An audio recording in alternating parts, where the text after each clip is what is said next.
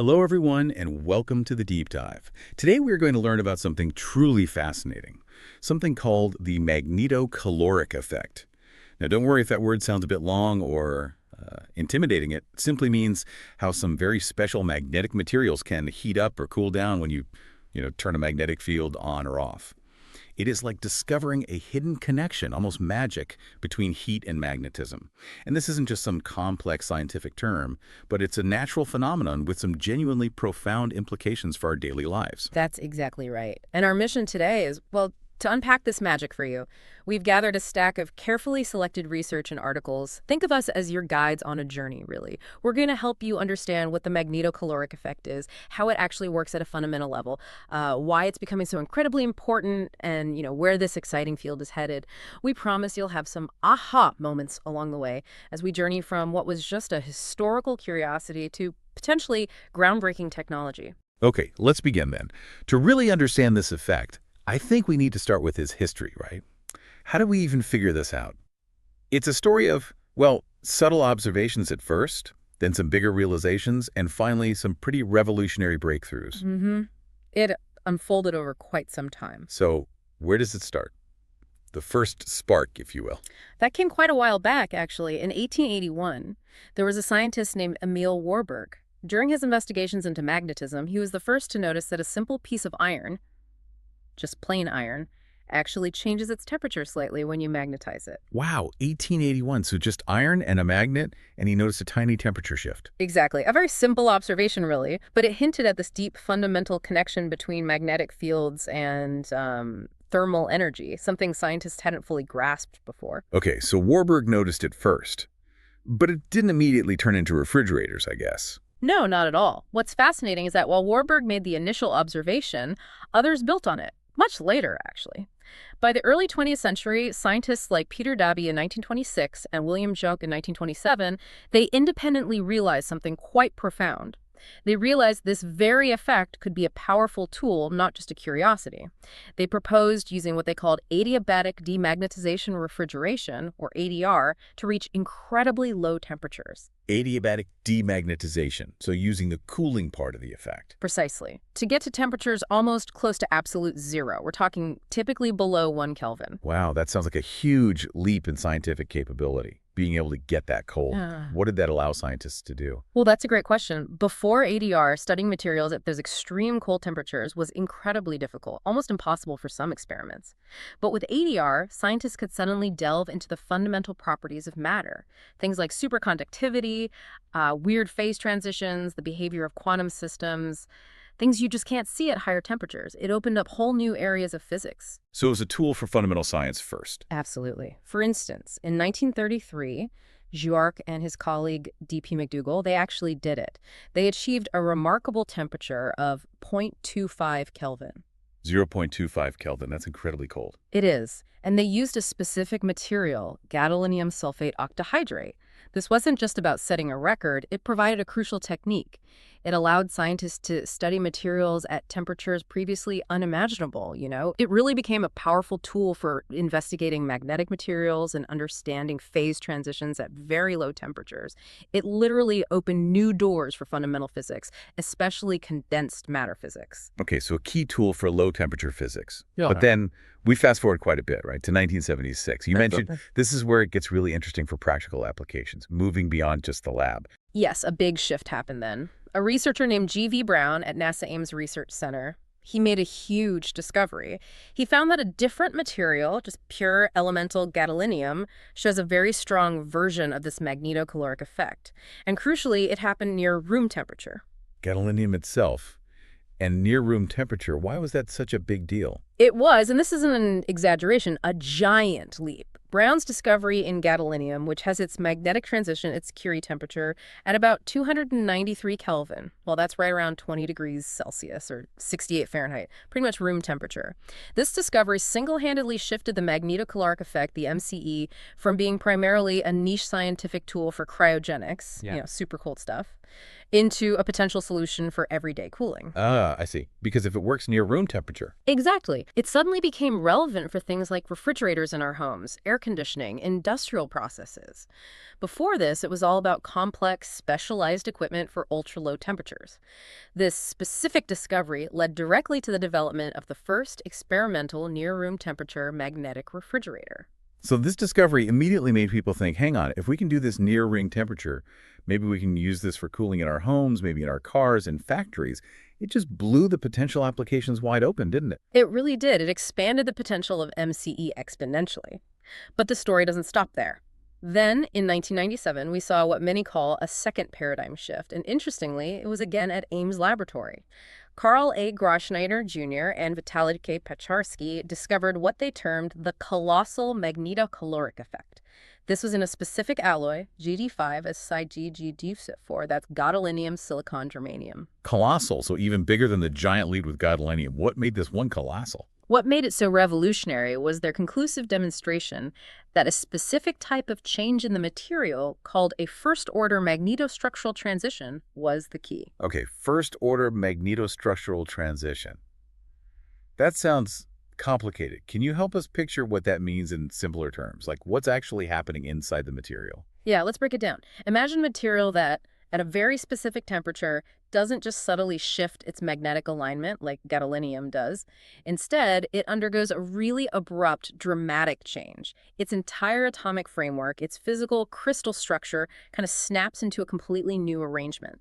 And this happens at the exact same moment. Its magnetism flips from one state to another. It's like a coordinated magnetic and structural jump. A double snap. Okay, I can picture that. So it's both the magnetic properties and the physical structure changing together, suddenly. Exactly. And this double snap is incredibly energetic. It releases or absorbs a massive burst of heat, much larger than the smoother change in gadolinium. This sudden heat burst is what scientists call latent heat. And that's precisely why these materials offer such a colossal cooling effect. So that abrupt combined change is the source of the much bigger effect. Precisely. This discovery was incredibly important because it unlocked entirely new strategies for designing materials. It basically told researchers, look for materials that do this double snap. It sent scientists all over the world on a quest to find and optimize new classes of materials that could exhibit this colossal effect. The goal became finding practical, commercially viable, and crucially environmentally friendly cooling solutions based on this principle. Okay, that's a fascinating history, from a subtle observation to these giant and colossal effects. So let's nail down the definition. We've talked around it, but what does the magnetocaloric effect actually mean? You mentioned two ways to look at it. Yes, two sides of the same coin, really. They help us quantify and understand the effect in different ways. All right, let's take the first one. You called it adiabatic temperature change. Right, adiabatic temperature change, usually written as ATAD. The AD stands for adiabatic. Okay, so what is that? Imagine you take your magnetic material and you apply a magnetic field to it, or maybe you switch the field off. The absolute key here is that you do this without allowing any heat to escape or enter the material. It's perfectly insulated. That's what adiabatic means, no heat exchange with the outside world. Under these specific isolated conditions, the material's actual temperature directly changes. It simply heats up or cools down. That temperature change is ATAD. Okay, so adiabatic means perfectly insulated, like putting it in a perfect thermos flask. Exactly, a perfect thermos. Now, when you apply a magnetic field in that flask, it causes the tiny magnetic moments, think of them like microscopic compass needles or spins within the material to align with the field. They become more ordered. This reduction in the internal magnetic disorder, or randomness, actually releases energy. But since this energy can't escape as heat into the surroundings, because it's in our perfect thermos, it gets transferred to the material's own atomic structure, the crystal lattice. The lattice vibrates more, and the material heats up. Its temperature rises. Okay, so ordering the spins makes it heat up if the heat can't escape.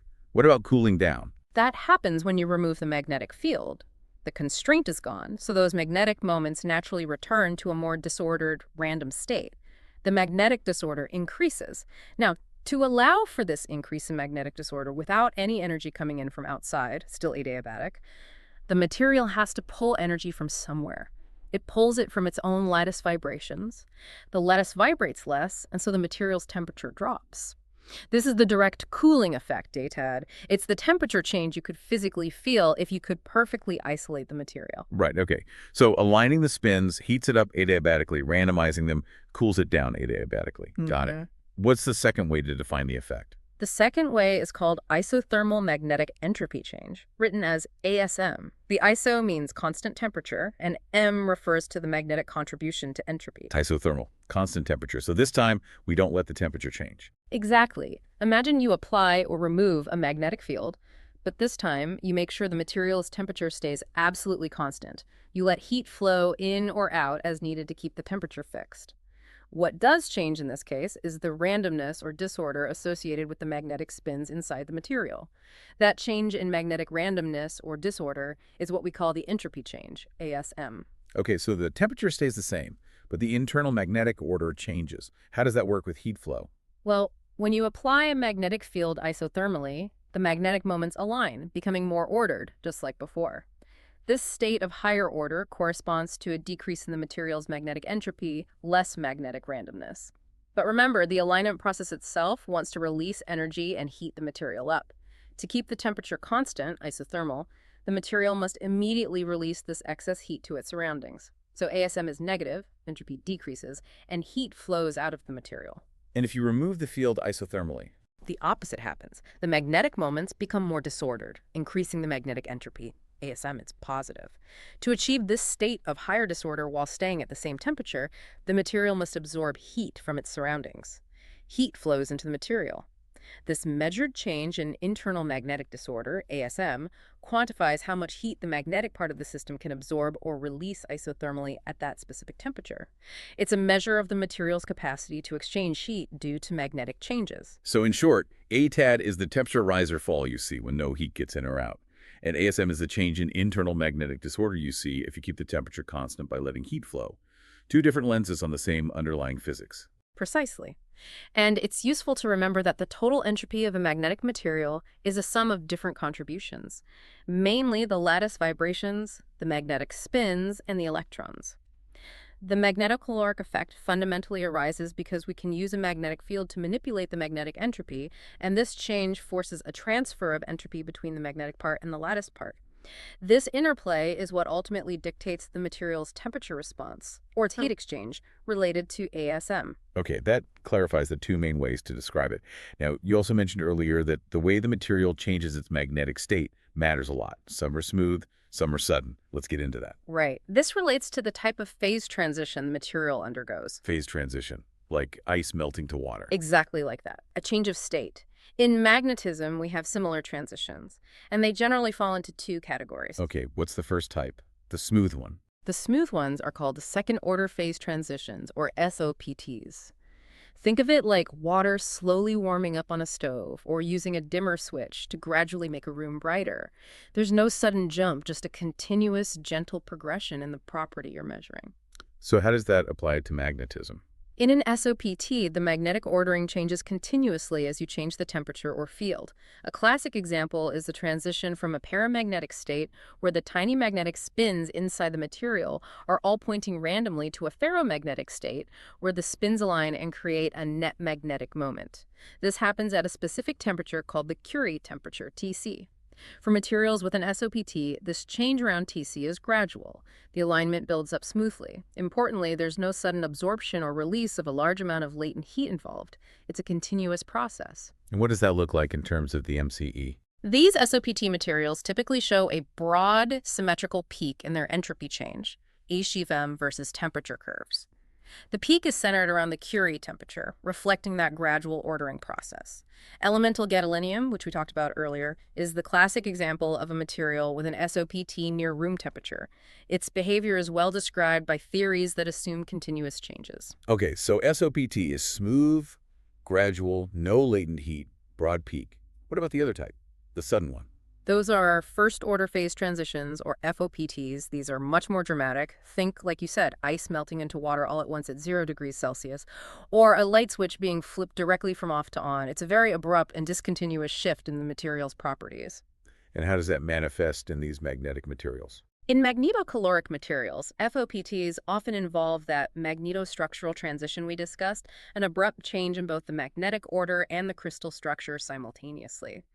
A defining characteristic of FOPTs is the absorption or release of a large amount of latent heat right at the transition temperature. This is the same kind of latent heat involved in melting ice or boiling water. This latent heat is intrinsically linked to the very large abrupt change in entropy and magnetization that drives what we call the giant magnetocaloric effect, or GMCE. So the FOPT materials are the ones giving those giant or colossal effects because of this latent heat. Exactly. They show a very large and sharp peak in their EV-SM and ECTAD curves, indicating a powerful concentrated cooling or heating effect right at the transition. Okay, so these sudden ones, the FOPTs, give a much bigger cooling punch, a more powerful magic trick, as it were. But we hinted earlier there might be a downside, a trade-off. What's the catch with these powerful FOPT materials? That's a key challenge in the field, finding materials that are both powerful and efficient in a real device. While FOPT materials certainly offer a large MCE, they often introduce something called hysteresis. Hysteresis, what's that? It means the material behaves differently depending on its history, specifically whether you're increasing or decreasing the temperature or the magnetic field. There are two main types here.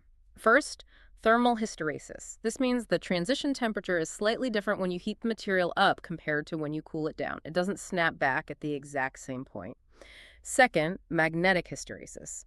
This means that as you cycle the magnetic field on and off, the material's magnetization doesn't perfectly retrace its path. There's a lag, and this loop in the magnetization curve represents energy that is lost as heat within the material during each cycle. Ah, so it's like friction in a machine. You put energy in, but you don't get it all back out as useful work because some is lost to heat. That's a perfect analogy. This hysteresis, both thermal and magnetic, represents an irreversible energy loss. So, yes, the FOPT materials give a bigger punch initially, but this energy loss reduces the net cooling effect and the overall efficiency of a refrigeration device in practical continuous operation.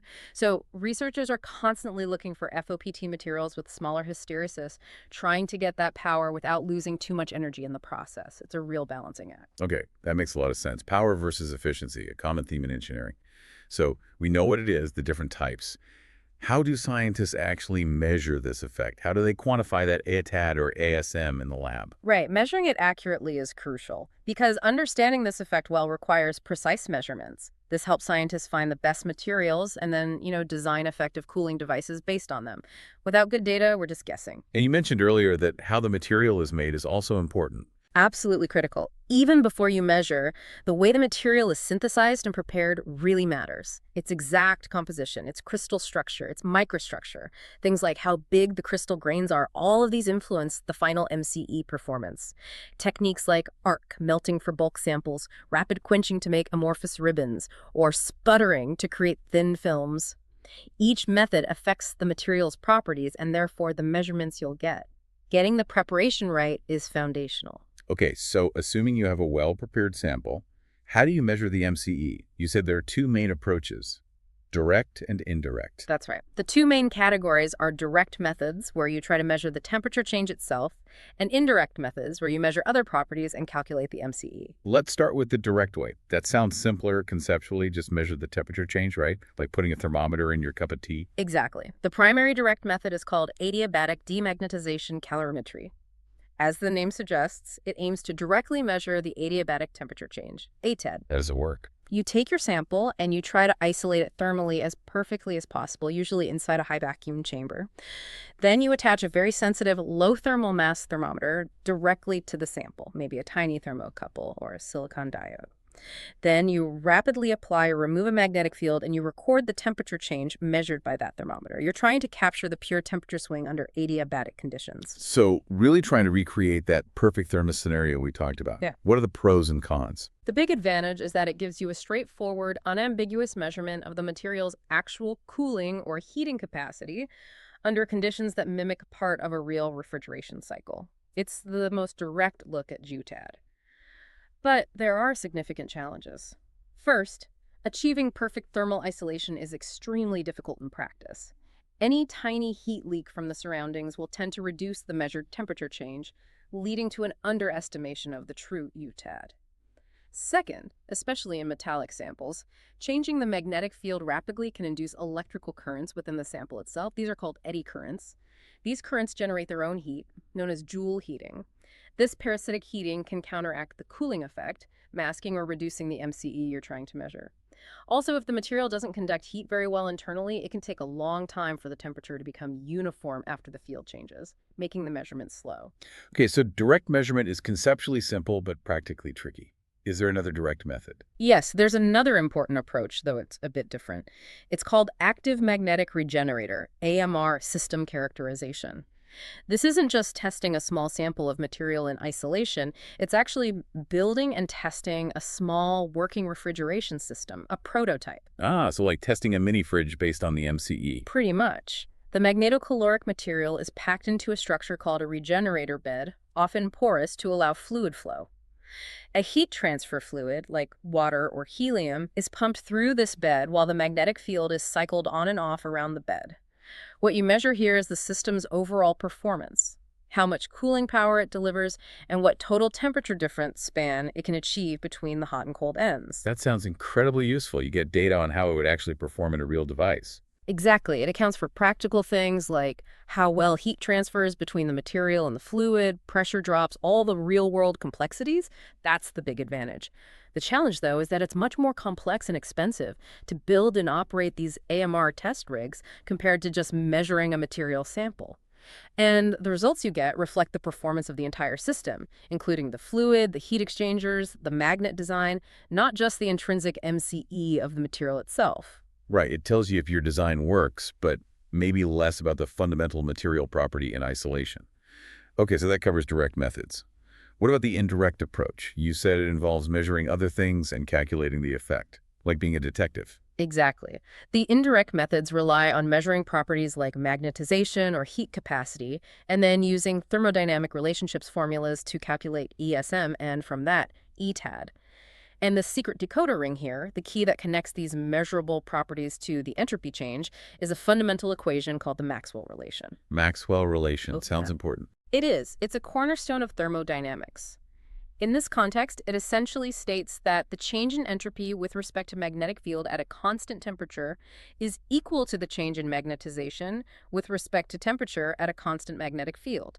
It allows us to calculate the entropy change, which is hard to measure directly, by measuring how the magnetization, which is easier to measure, changes with temperature. Okay, so how do you measure the magnetization changes? That's done using instruments called magnetometers.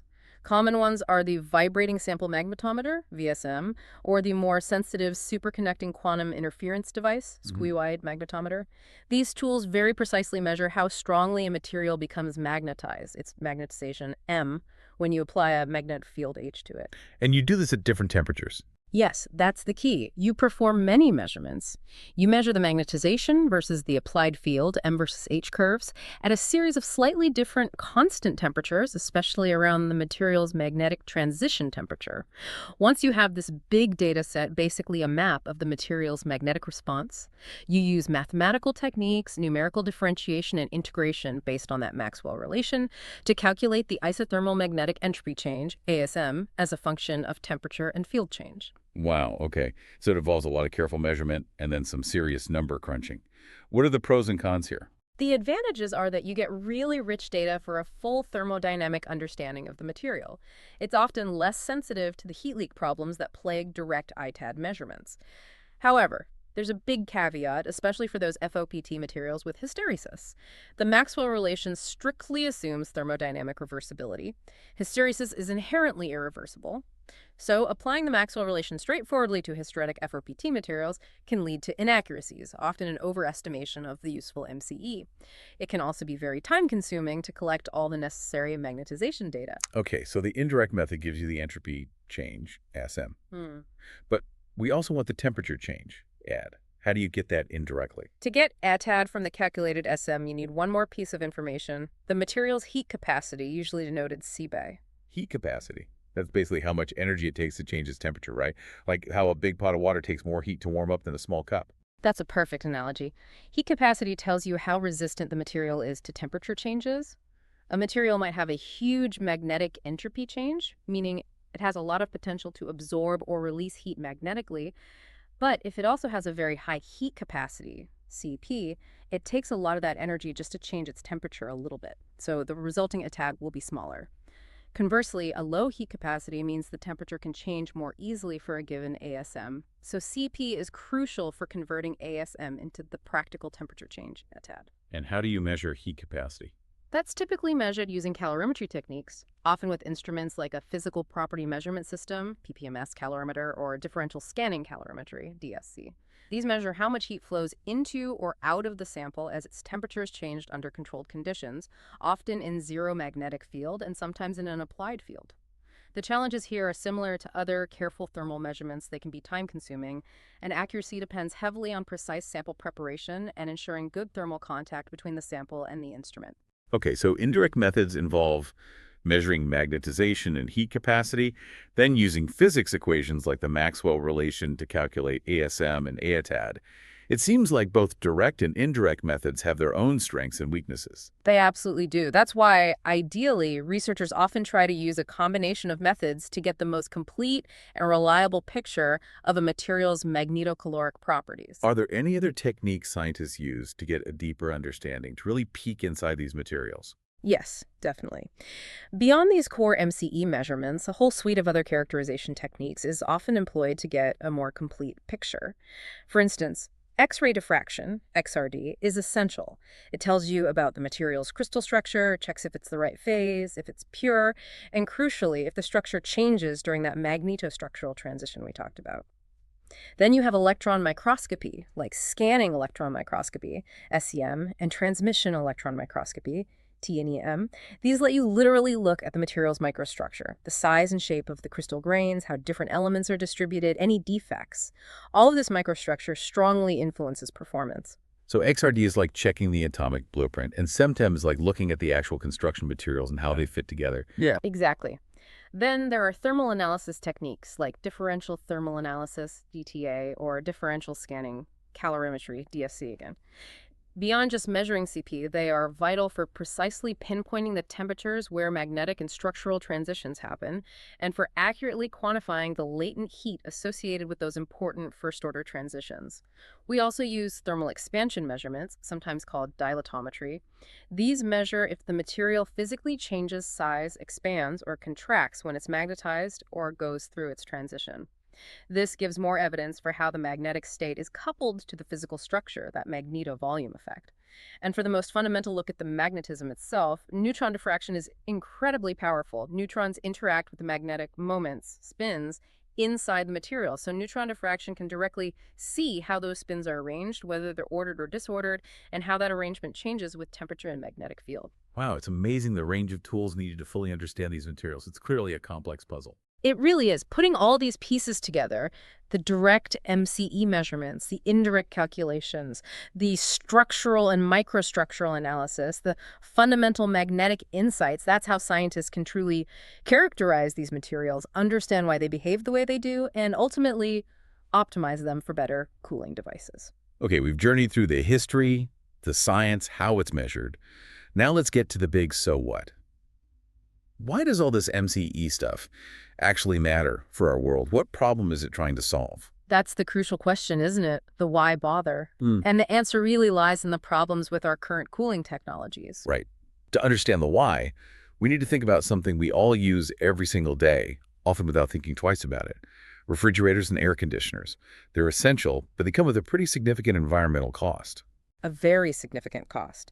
Conventional fridges and air conditioning systems, the ones based on vapor compression cycles, are incredibly energy hungry. They consume a staggering portion of global electricity, estimated somewhere around 15–20% in some analyses, much of which still comes from burning fossil fuels.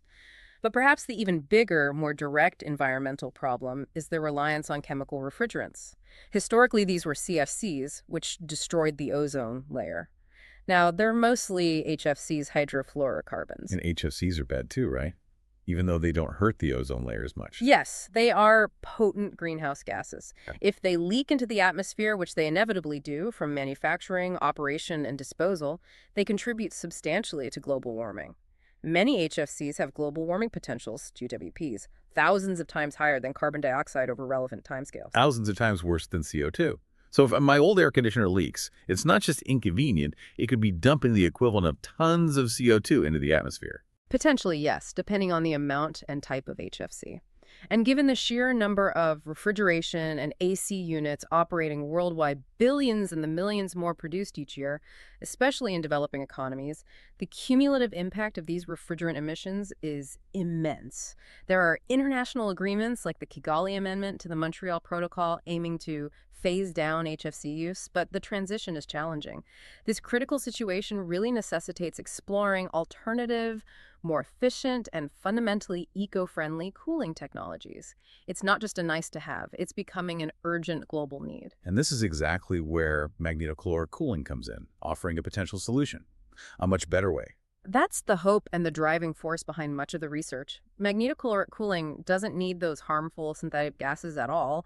It uses solid materials. It's a solid-state technology, which inherently means it should be quieter, no noisy compressor. And theoretically, as we'll discuss, it has the potential to be significantly more energy efficient, cutting down on both direct refrigerant emissions and indirect emissions from electricity generation. Okay, so it avoids the nasty chemicals, it's quiet, and potentially uses less energy. Yeah. That sounds like a winning combination. Yeah. So, if we're moving away from compressing gases, how does a magnetic refrigerator actually work? It must use a completely different cycle. It does. It uses a thermodynamic cycle based on manipulating the magnetic state of the material rather than the pressure and volume of a gas.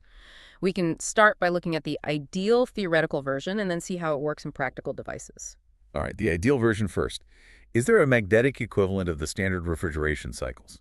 Yes, the theoretical benchmark is the magnetic Carnot cycle. Just like the standard Carnot cycle for gases, it's an idealized, perfectly reversible cycle consisting of 4 steps. Imagine we have a single block of our magnetocaloric material, MCM. Okay, step 1. Step 1, isothermal magnetization. The MCM starts at the hot temperature, like room temperature, and is in good thermal contact with the surroundings, the hot reservoir. We apply a magnetic field.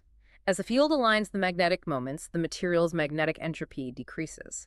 This process generates heat, but because it's isothermal, this heat is immediately rejected to the hot surroundings, keeping the MCM's temperature constant. So apply field, order the spins, dump the resulting heat outside. Got it. Step 2.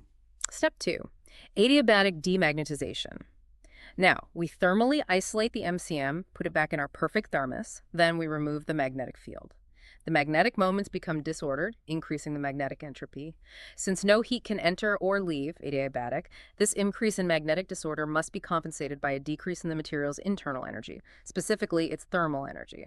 So the MCM cools down, potentially reaching the desired cold temperature for refrigeration. Remove field while isolated, spins get random, material cools itself down. Right. Okay, step 3. Step 3, isothermal demagnetization, or constant low field. The now cold MCM is brought into thermal contact with the cold space we want to cool, the cold reservoir inside the fridge, for instance. We keep the magnetic field low, or perhaps remove it further. As the spins remain disordered or become even more disordered, the material needs to absorb heat to maintain its constant cold temperature, isothermal. It absorbs this heat from the cold reservoir.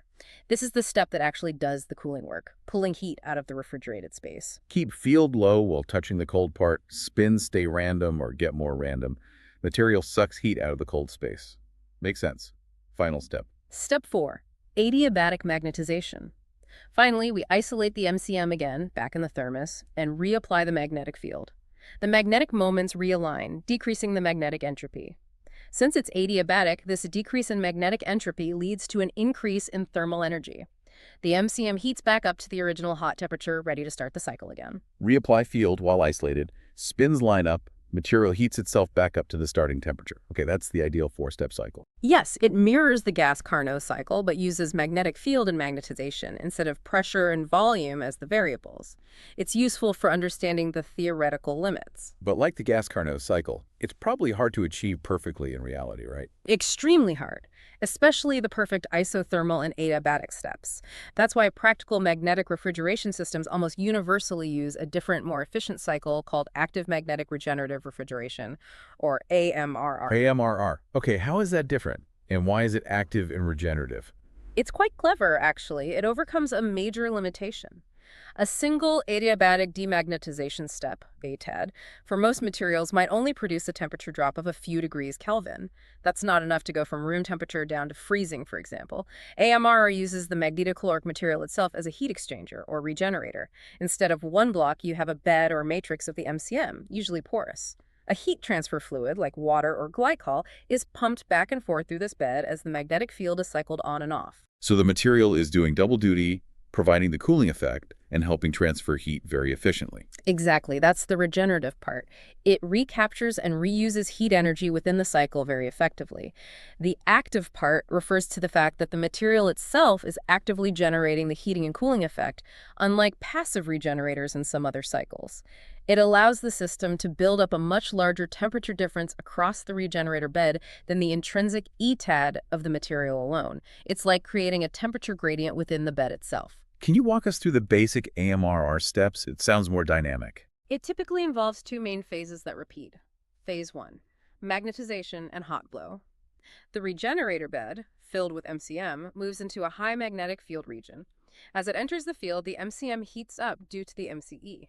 At the same time, the heat transfer fluid is pumped through the bed, typically from the cold end towards the hot end.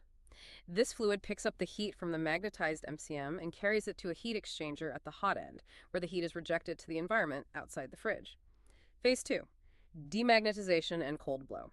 Then, the regenerator bed moves out of the magnetic field. As it leaves the field, the MCM cools down due to the MCU. Simultaneously, the fluid flow is reversed. It's now pumped from the hot end back towards the cold end. This fluid, coming from the hot end, passes through the now cold MCM, getting progressively colder itself. It then flows to a heat exchanger at the cold end, where it absorbs heat from the space you want to cool before returning to the hot end to repeat the cycle. Ah, I see. So the fluid moving one way gets heated by the magnetizing material and dumps heat outside. The fluid moving the other way gets cooled by the demagnetizing material and picks up heat from inside. And this back and forth through the material builds up the temperature difference. Precisely. It's this cascading regenerative effect that allows AMRR systems to achieve significant temperature spans, like those needed for household refrigeration or air conditioning, even with materials whose intrinsic ATAD is only a few degrees. It's a much more practical and efficient approach than trying to implement a perfect magnetic Carnot cycle. That's really ingenious. Okay, so if we were to actually build one of these AMRR refrigerators, what are the key components we'd need? What are the essential parts of this magic box? There are essentially 4 critical parts to make it work. All right, number 1. First, and most obviously, the magnetocaloric regenerator. This is truly the heart of the system, as you called it earlier. It's the bed or matrix made of the MCE material itself, where the fluid flows through and where the heating and cooling actually happens. And designing this regenerator is important. Absolutely critical. Its performance depends heavily on the form of the MCM. Is it small particles, powders, parallel plates, thin screens, or maybe a porous foam structure? The goal is usually to maximize the surface area for heat exchange with the fluid, while minimizing the pressure drop as the fluid flows through. Often, to achieve wider temperature spans, regenerators use layered designs. This means stacking different MCE materials, each optimized to work best in a specific temperature range within the overall cooling cycle. The material also needs good thermal conductivity to transfer heat quickly and good mechanical strength to withstand the fluid flow and magnetic forces over millions of cycles. Okay, the regenerator is the heart. What's next? Number 2 is the magnetic field source. This is what actually creates the magic, the changing magnetic field that drives the MCE in the regenerator material. And getting that changing field isn't trivial, I imagine. No, it's often the most complex and potentially expensive part. There are a few options. Permanent magnets. These are attractive because they don't need electricity to maintain the field, making them potentially more energy efficient overall. They're often arranged in clever structures like Hullback arrays, which concentrate the field where you need it and minimize stray fields outside. The downside is that their field strength is usually limited, typically up to about 2 Tesla, and you generally need some kind of mechanical system to physically move either the magnets or the regenerator bed in and out of the field to create the cycling effect. This adds complexity, potential for wear, and maybe some noise. Electromagnets. These use electric current to generate the field. The advantage is that you can modulate the field strength electronically without needing to move anything physically. The regenerator can stay stationary. The big drawbacks are high power consumption to run the electromagnet and the significant amount of waste heat they generate, often requiring their own cooling system. Superconducting magnets. These can generate very strong fields, often over 5 Tesla, which leads to a much larger MCE in the material. The problem is that they themselves require cooling to extremely low temperatures, using expensive liquid helium historically to operate, adding significant cost and complexity. Newer high-temperature superconductors might ease this a bit, but it's still a major challenge. So choosing the magnet involves trade-offs between cost, field strength, efficiency, and system complexity. Okay, part 3. Part 3 are the heat exchangers, one at the hot end and one at the cold end. Their job is simply to transfer heat effectively between the working fluids circulating inside the magnetic refrigerator and the external environment. The hot heat exchanger rejects heat to the surroundings, like the coils on the back of a conventional fridge. The cold heat exchanger absorbs heat from the space being cooled inside the fridge. They need to be made of materials with high thermal conductivity, like copper or aluminum, and designed with a large surface area using fins or microchannels to maximize heat transfer with minimum temperature difference. They are the gateways for heat. Simple but crucial. And the last key part. Number 4 is the fluid pumping system. This is what circulates the heat transfer fluid, water, glycol, helium, etc., through the regenerator and the heat exchangers. It needs to be highly efficient, providing the right flow rate to match the heat loads and the cycle speed, while consuming minimal power itself. Depending on the fluid and temperature range, this might require specialized pumps designed for low temperatures or low viscosity fluids, ensuring the heat is moved effectively throughout the system cycle after cycle. Okay, regenerator, magnet, heat exchangers, and pump. Those are the core building blocks. When you put it all together, it sounds like a very different beast from a normal fridge. It is fundamentally different, relying on solid materials and magnetic fields instead of gas compression and expansion. So let's summarize the advantages again. We've touched on them. But why is this potentially a much better way to cool things? There are several really compelling advantages. Let's start with the big one: environmental friendliness. As we discussed, it completely eliminates the need for those harmful HFC or CFC refrigerant gases. It uses benign working fluids, water, brine, maybe helium gas in some cases, which are non-toxic and non-flammable. This means zero direct greenhouse gas emissions from refrigerant leakage. That's a massive environmental win right there. Plus, if it achieves higher efficiency, it also reduces indirect CO2 emissions from the electricity needed to run it. That alone makes it worth pursuing, given the climate challenges. What about efficiency? Higher energy efficiency is the other major potential benefit. Theoretical studies and prototype experiments suggest that AMRR cycles can operate much closer to the ideal thermodynamic limit, the Carnot efficiency, than vapor compression cycles, especially when the temperature difference needed isn't huge. Potential efficiency improvements are often quoted in the range of 30–50% compared to current technology. This translates directly into lower electricity bills and reduced energy demand. 30–50% more efficient. That's a huge saving. Well, So you mentioned noise. Yes, lower noise and vibration. Because the core cooling process involves solid materials and magnetic fields, not a mechanical compressor hammering away, the operation can be essentially silent. Any noise would likely come from the fluid pump or the movement of permanent magnets, which can be engineered to be very quiet. This also leads to improved reliability. Fewer moving parts, especially the absence of a high-pressure compressor, generally means less wear and tear, greater reliability, and reduced maintenance requirements over the lifespan of the device. It should simply last longer. A silent, longer-lasting fridge that saves energy and doesn't harm the planet. Sounds almost too good to be true. Are there other benefits? A few more worth mentioning. It can lead to more compact designs, particularly for specialized cryogenic applications. It offers cryogen-free operation for reaching very low temperatures, below liquid helium temperatures, without needing expensive and difficult-to-handle cryogenic liquids, which is huge for scientific instruments and things like quantum computers. The technology also appears to be quite scalable, adaptable from tiny coolers for electronics up to large industrial systems. And finally, safety is enhanced due to the use of non-toxic, non-flammable working fluids. Okay, the advantages are really clear. So where might we actually see this technology being used, either now or in the near future? You mentioned fridges and AC, but where else? The potential applications span a really wide spectrum, from the most common devices to highly specialized ones. Domestic appliances are a huge target, obviously. Refrigerators and air conditioners for homes and cars. This addresses massive energy consumption and the refrigerant problem head-on. Companies like General Electric and others have already built and demonstrated working prototypes. Then there's commercial cooling. Think quieter and more efficient drink coolers in stores, refrigerated display cases in supermarkets, vending machines, anywhere you need medium temperature cooling. Makes sense. What about bigger scale? Industrial cooling is another major area. Processes in food manufacturing, chemical plants, pharmaceuticals, and especially cooling large data centers could benefit significantly. Potential energy savings of up to 30%, plus precise temperature control and no toxic refrigerants are very attractive there. Data centers are huge energy consumers, so that could be impactful. What about the really cold applications? You mentioned cryogenics. Yes, cryogenic uses are where MCE actually started, and it remains crucial. For scientific research, adiabatic demagnetization refrigeration, ADR, is still used to reach temperatures below 1 Kelvin for fundamental physics experiments. For space telescopes, MCE-based cryocoolers are vital. They cool sensitive infrared and X-ray detectors on missions like the James Webb Space Telescope's MIRI instrument.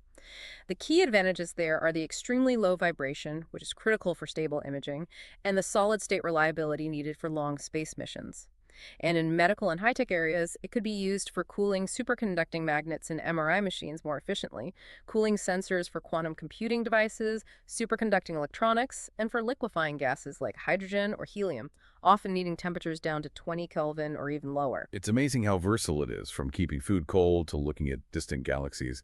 Any other niches? A few more. Specialized cooling could include dissipating heat directly from microchips where conventional cooling struggles, or in medical applications like cryosurgery equipment. And interestingly, you can reverse the cycle. Instead of using it to cool, you can use it as a magnetic heat pump. It can efficiently pump heat from a colder source to a warmer location for space heating, water heating, or managing heat in industrial processes. This could be a highly energy-conserving alternative to burning fuels for heat. Wow, cooling and heating. Mhm. It really seems applicable almost anywhere temperature control is needed. The potential is certainly broad, covering a huge range of temperatures and scales. Okay, this all sounds incredibly promising. A greener, quieter, more efficient way to manage temperature. But as always, there must be challenges, right? If it's so great, why isn't my fridge already using it? What are the roadblocks? You're right, there are significant hurdles still to overcome before this technology becomes widespread. The challenges fall into a few main categories: materials, device engineering, and economics. Let's start with the materials. You mentioned earlier that some of the best ones use rare and expensive elements like gadolinium, and that some lose energy due to hysteresis. What are the big material challenges? Finding the perfect magic stone, as you put it, is tough. The first challenge is simply optimizing MCE performance. We need materials that give a large ASM and ATAD, not just at one specific temperature, but over a reasonably broad range relevant to the application. And crucially, this needs to happen at low magnetic fields, ideally 1 to 2 Tesla, that can be generated by affordable permanent magnets. Finding one material that ticks all these boxes, strong effect, right temperature, broad range, low field operation, is exceptionally difficult. You're looking for a material that's strong, works where you need it, over a decent range, and doesn't need a ridiculously powerful magnet. Exactly. Researchers are exploring novel compounds, tweaking compositions by adding small amounts of other elements, doping, and designing composites or layered structures that combine different MCE materials to cover a wider temperature span. The second major material challenge is mitigating hysteresis losses. As we discussed, those FOPT materials that offer the biggest punch often suffer from thermal and magnetic hysteresis. This irreversibility reduces the net cooling effect and the real-world efficiency of a device operating continuously. Right, the friction problem. How do you solve that? The research focuses on several angles: discovering new FOPT materials that inherently have smaller hysteresis, carefully controlling the material's microstructure, like grain size and defects, during synthesis, as this can influence hysteresis, and exploring materials in amorphous, non-crystalline, or nanocrystalline forms, which sometimes exhibit reduced hysteresis compared to their bulk crystalline counterparts. It's about trying to get the high performance without the energy penalty. Okay, performance and hysteresis. What else? Cost must be a big one. Absolutely. Cost and abundance is a critical barrier. Many of the materials that currently show the best performance, like those containing gadolinium, dysprosium, or other rare earth elements, are expensive and relatively scarce. This makes the raw material cost potentially prohibitive for mass market applications like household refrigerators. So if gadolinium is too pricey for every kitchen, researchers are trying to find cheaper alternatives, maybe using more common elements like iron. That's precisely the push. There's a huge effort focused on developing rare earth-free MCE materials, using abundant and inexpensive elements like iron, manganese, silicon, phosphorus, nitrogen, boron. Examples include families like the Ni-MM-based Heisler alloys or the LaFe-13 compounds, which still use lanthanum, a rare earth, but significantly less than GD-based ones. Another strategy is to develop materials with just reduced rare earth content, finding ways to get good performance without relying so heavily on the most expensive elements. That makes sense. Try to design the cost out from the start. Any other material issues? How robust are these things? That's the fourth key challenge: mechanical and chemical stability. Some of the most promising MCE materials, particularly intermetallic compounds like LaFe-13, are unfortunately quite brittle.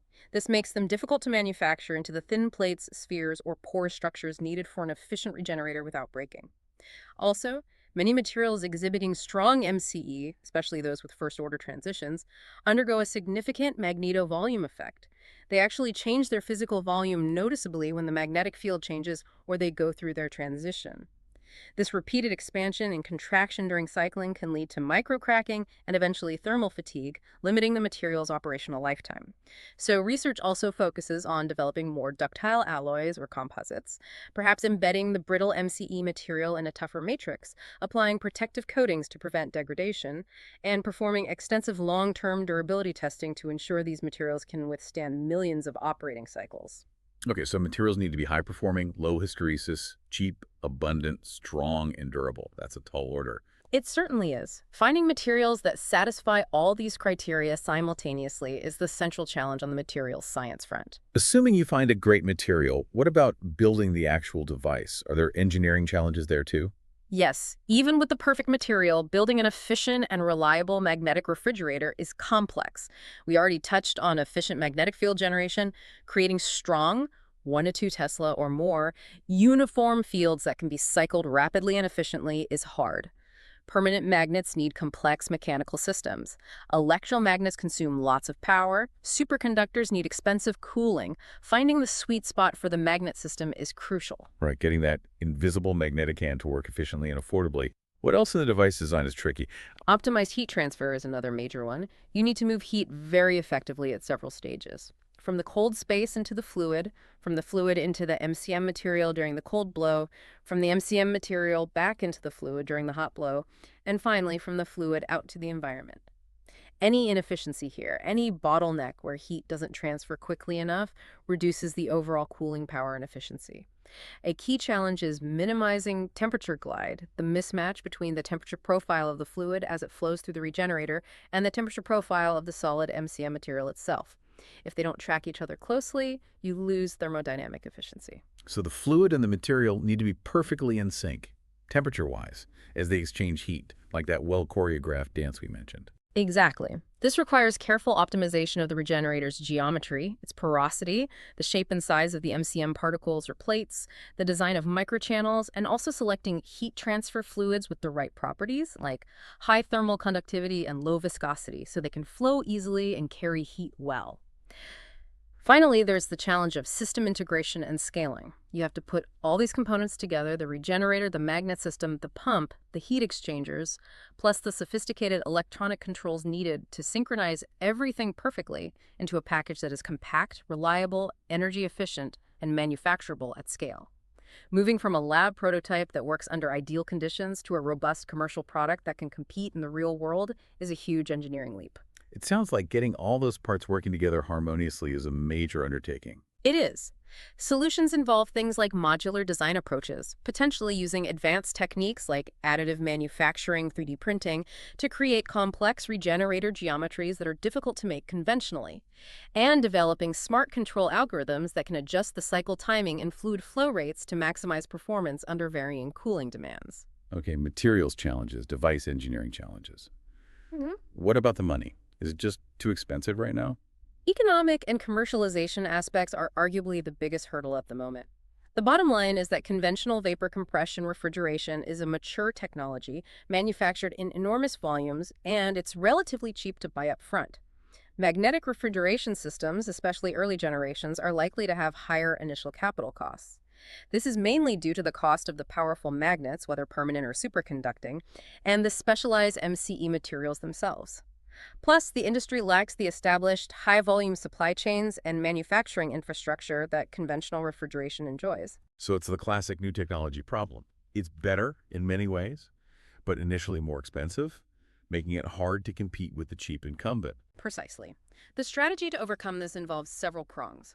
First, continued research and development focused on aggressive cost reduction, finding cheaper materials, simplifying magnet designs, improving manufacturing processes. Second, emphasizing a life cycle cost analysis. While the upfront cost might be higher, the long-term savings from significantly lower energy consumption and potentially longer lifespan could make it economically attractive over the lifetime of the product. You need to convince buyers to look beyond the initial price tag. Third, initially targeting high-value niche markets. These are applications like scientific cryocoolers, specialized industrial cooling, or perhaps medical devices where the unique advantages of MCE, like low vibration, high efficiency at certain temperatures, or lack of cryogens, are highly valued and can justify a higher initial cost. Success in these niches can help establish the technology, build manufacturing experience, drive down costs through volume, and build confidence before tackling the huge, cost-sensitive consumer markets like household fridges. That makes sense. Yeah. Start where the value is highest, then work toward broader adoption as costs come down. So looking ahead, what are the most exciting areas of research? Where are scientists focusing their efforts to push this technology forward? The field is incredibly active, and research is pushing boundaries on multiple fronts.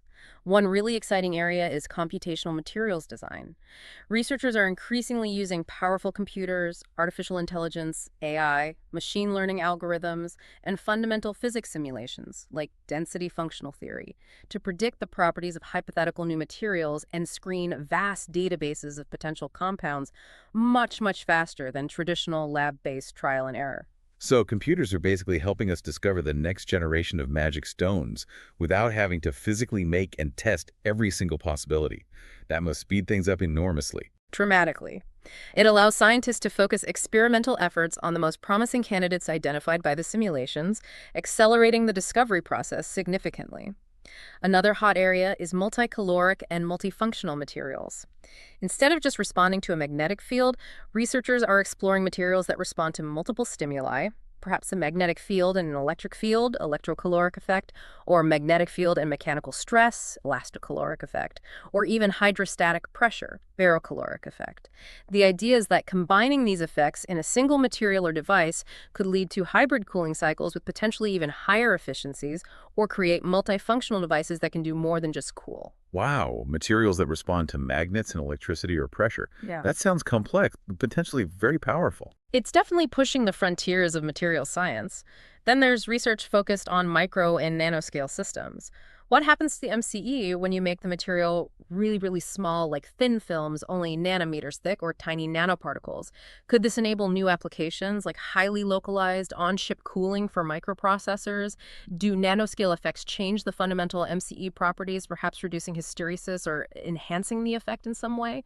It's an active area of investigation. Cooling computers right on the chip itself. That could be huge. What else? Integration with renewable energy is becoming increasingly important. How can we design magnetic refrigeration systems that are specifically optimized to work well with intermittent power sources like solar or wind? Can MCE technology be effectively used for waste heat recovery, turning low-grade waste heat from industrial processes back into useful cooling or heating? These system-level integration questions are key for sustainability. And finally, there's always ongoing work on the fundamental understanding of phase transitions. Despite all the progress, the detailed physics underlying these magnetic and structural phase transitions, especially the origins and control of hysteresis in FOPT materials, is still not fully understood. Deeper theoretical insights and sophisticated experimental probes are constantly being used to unravel these complexities, which ultimately feeds back into designing better materials and more efficient devices. It's incredible how much is going on, from fundamental physics to AI-driven discovery to practical engineering. Okay, let's make this a bit more concrete. Can we talk about some of the specific star materials that researchers are working with? You've mentioned a few names: gadolinium, LaFeCe, Heusler alloys. Let's meet some of the main players. Absolutely. It's good to put some specific names and properties to these concepts. We can group them into a few main families. Great. Where should we start? Maybe with the original star. Let's start with the rare earth-based materials, which were really the pioneers. And number one there is, of course, gadolinium GD itself. As we said, elemental GD is the classic benchmark. It's a second-order ferromagnetic material, meaning its magnetic transition is smooth and continuous. Its Curie temperature, Tc, where it transitions from being non-magnetic, paramagnetic, to magnetic, ferromagnetic, is right around 293 Kelvin, which is conveniently near room temperature. So gadolinium is simple, reliable, works at room temperature. What kind of performance does it actually deliver, and what are its main limitations again? For a magnetic field change that's reasonably achievable with good permanent magnets, say 0 to 2 Tesla, gadolinium typically gives a peak isothermal magnetic entropy change, ASM, of about 5 to 10 joules per kilogram per Kelvin, JAGK, and an adiabatic temperature change of about 2 to 3 Kelvin. Its strengths are that simplicity, reliability, and the fact that because it's a second-order transition, it has virtually zero magnetic hysteresis loss, which is great for efficiency. The major drawbacks, however, are its high cost and relative scarcity as a heavy, rare earth element.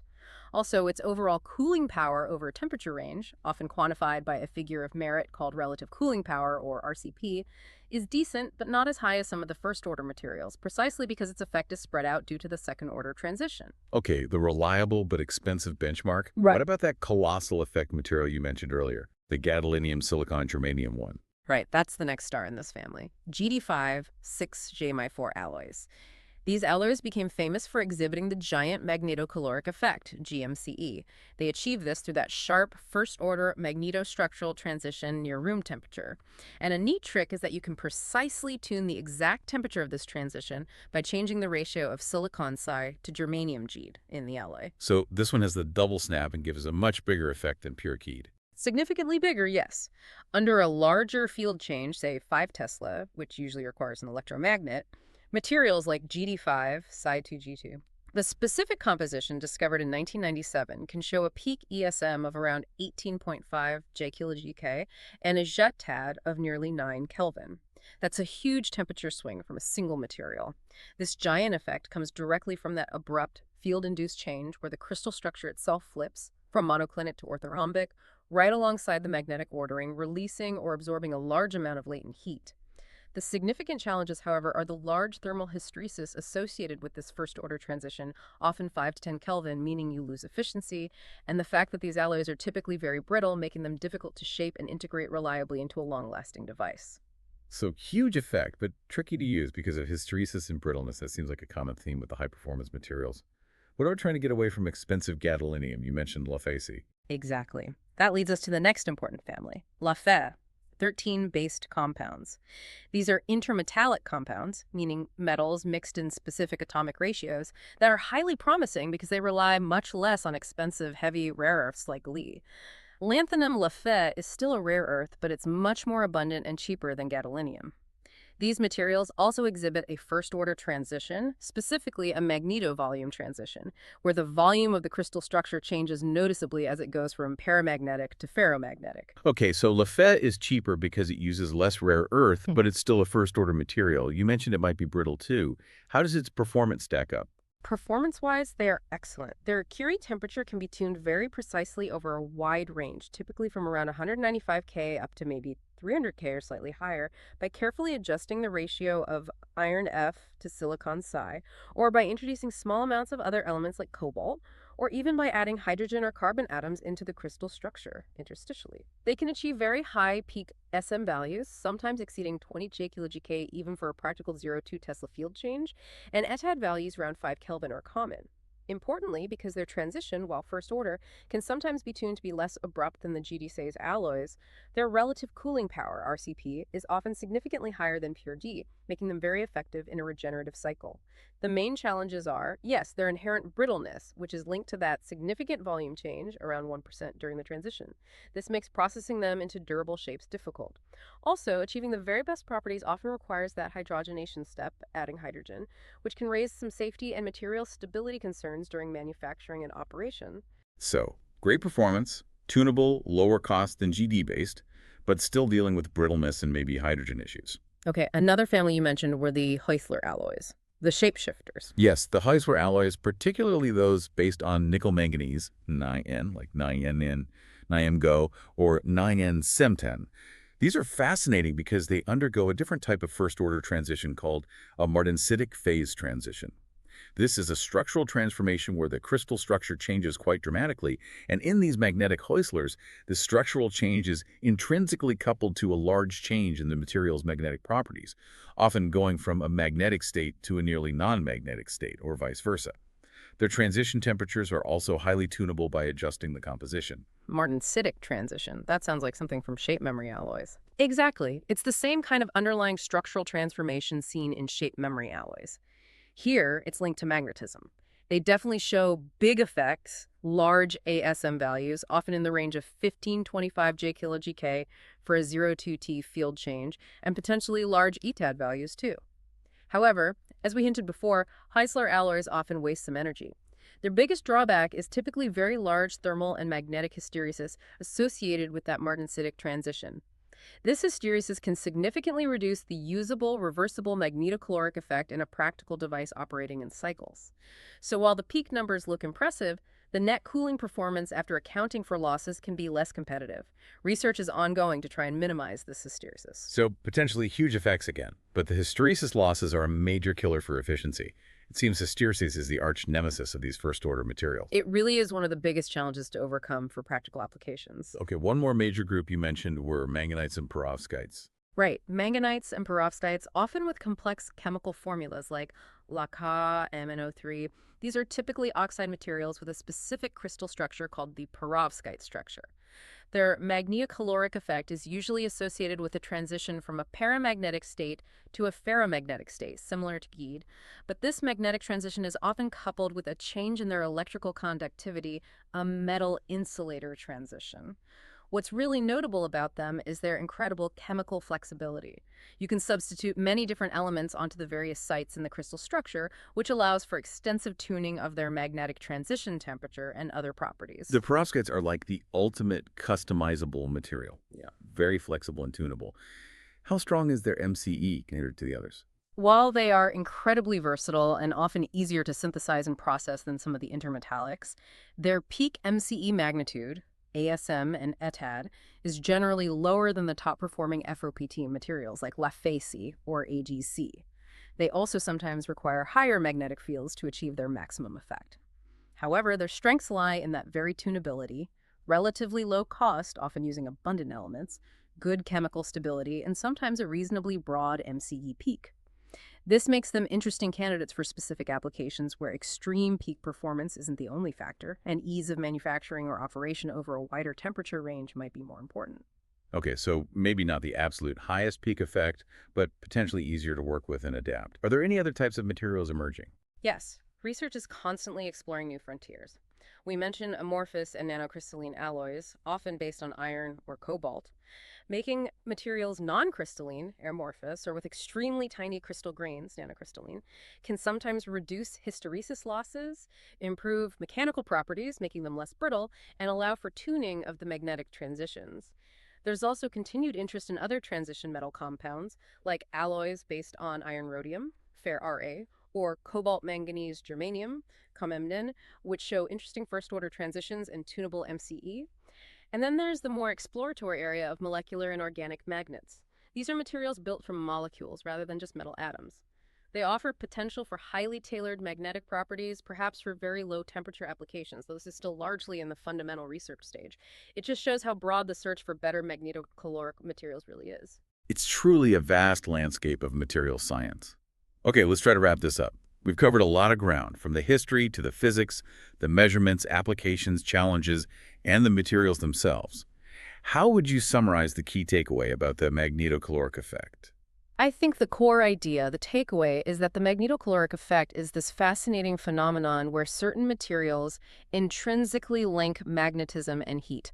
Applying or removing a magnetic field causes these materials to change their temperature, ETAD, or their internal magnetic disorder, their entropy, ASM, which drives heat exchange. And the real promise lies in harnessing this effect for cooling, right? Exactly. The key advantages we've discussed, the potential for significantly higher energy efficiency compared to current technology, the complete elimination of harmful greenhouse gas refrigerants, leading to environmental friendliness, and the prospect of quieter, more reliable solid-state operation make magnetic refrigeration a truly compelling alternative technology for the future. So if we can really master these materials, find ones that are cheap, efficient, durable, and solve those engineering puzzles around magnets and heat transfer.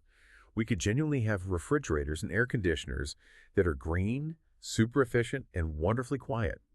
It really has the potential to save immense amounts of energy globally, protect our environment, and maybe even enable new technologies we haven't thought of yet, from better scientific instruments to more powerful computers. Scientists and engineers are clearly still working hard to solve the remaining problems, especially around cost and long-term reliability, but the progress we've heard about today is incredibly exciting. It feels like a technology that's on the cusp of breaking through. It does feel that way, and it really makes you think, doesn't it? If we can uncover and harness such a fundamental link between two seemingly everyday forces like magnetism and heat to tackle major global challenges like energy consumption and climate change, what other fundamental principles, what other hidden connections in nature are just waiting for us to understand and apply them?